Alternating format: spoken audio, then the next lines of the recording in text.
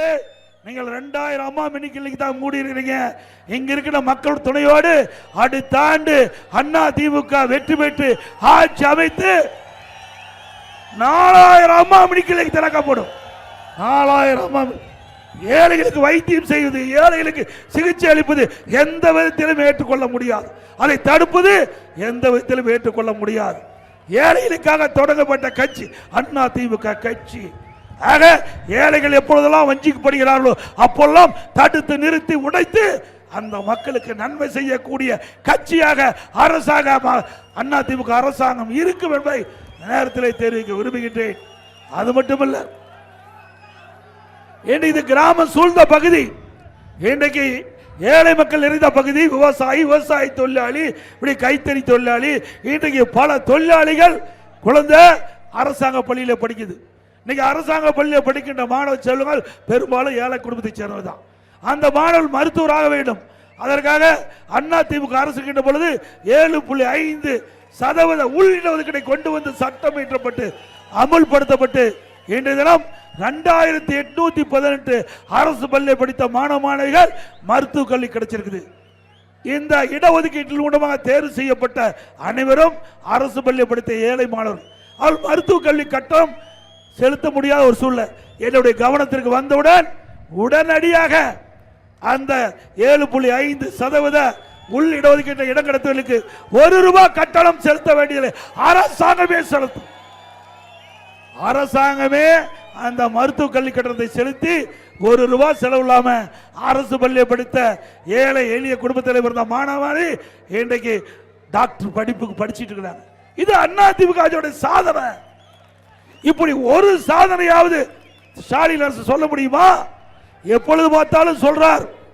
திரு முதலமைச்சர் ஸ்டாலின் சொல்றார், இங்க இருக்கின்ற அமைச்சர் சொல்றார், தேர்தல் நேரத்தில் திமுக கொடுக்கப்பட்ட தேர்தல் அறிக்கை எல்லா குடும்ப தலைவிக்கும் மாதந்தோறும் 1000 ரூபாய் உரிமை தொகை கொடுப்பதாக. என்ன வீட்டில இருந்தா கொடுக்கிற, அரசாங்க பணத்தில் கொடுக்கிற. அது எப்ப கொடுக்கிற? 28 மாசம் கழிச்சு தான் கொடுக்கப்பட்ட வாக்குறுதியின்படி கொடுக்கிற.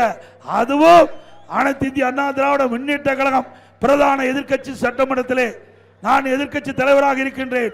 தொடர்ந்து சட்டமன்றத்திலே இந்த அரசுக்கு அழுத்தம் கொடுத்தோம். எங்களுடைய சட்டமன்ற அண்ணன் விஸ்வநாதர்கள், அண்ணன் திண்டுக்கல் சீனிவாசன் அத்தனை பேரும் சட்டமன்றத்திலே ஏனைகள் இந்த வாக்குறுதியை நிறைவேற்ற வேண்டும். தேர்தல் நேரத்திலே அந்த குடும்ப தலைவருடைய வாக்குகளை பெற்று ஆட்சிக்கு வந்த பிறகு கொடுக்கப்பட்ட வாக்குறுதியை நிறைவேற்றவில்லை. 28 மாத காலம் உருண்டு ஓடிவிட்டது. இதை நடைமுறைப்படுத்த வேண்டும் என்று அரசாங்கத்துக்கு அழுத்தம் கொடுத்தோம். அண்ணா திமுக பொதுக்கூட்டத்தில் தொடர்ந்து பேசணும். வேற வழி இல்லாம இன்னைக்கு திராவிட முன்னேற்ற கழக அரசு மாதந்தோறும் 1000 ரூபாய் உரிமை தொகை 28 மாசம் கழிச்சு கொடுத்த அரசாங்கம் தான் விடியா திமுக அரசு. இந்த குடும்ப தலைவருடைய கஷ்டத்தை பார்த்து கொடுக்கல, அண்ணா திமுக கட்சியுடைய அழுத்தத்தை பார்த்து தான் கொடுத்தாங்க.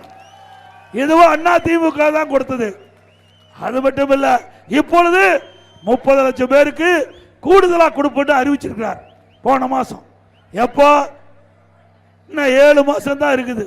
திமுக ஆட்சியுடைய ஆயுள் காலம் 7 மாசம் இருக்குது. இந்த 7 மாசத்துக்கு 53 மாசம் போயிட்டுது.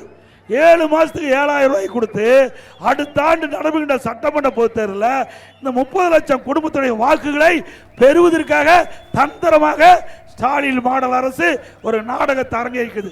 ஏன் இப்போ 30 லட்சம் பேருக்கு விதியை தளர்த்துன்னு சொல்றீங்களே, 28 மாசம் கொடுத்தீங்களா? அப்போ 28 மாசம் கழிச்சு அப்போதான் இந்த ஏழை குடும்பத்தை சேர்ந்த குடும்ப தலைவிக்கு அவருடைய படுகின்ற கஷ்டத்தை பார்த்து விதிகளை தளர்த்தி அப்பொழுதே கொடுத்திருந்தா 32 மாசத்துக்கு 32,000 ரூபாய் கிடைச்சிருக்கும். பிளே ஸ்டோர் மற்றும் ஆப் ஸ்டோரில் இருந்து பாலிமர் செயலியை QR கோடு மூலம் பதிவிறக்கம் செய்யுங்கள். செய்திகளை உடனுக்குடன் பெறுங்கள்.